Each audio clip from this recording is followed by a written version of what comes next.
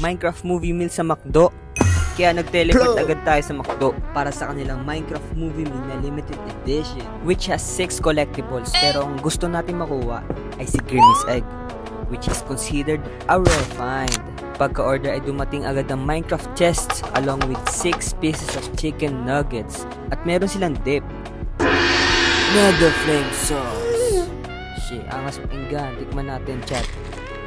Medyo sweet but this shit does not live up to its name. Weak as fuck.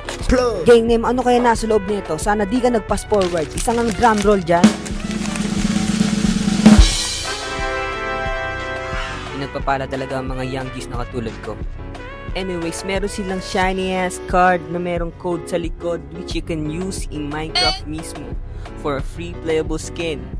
Gang, isn't this shit fun? Nabusog ka na, narelieve mo pa inner childhood mo. Kaya kumuha ka na din netong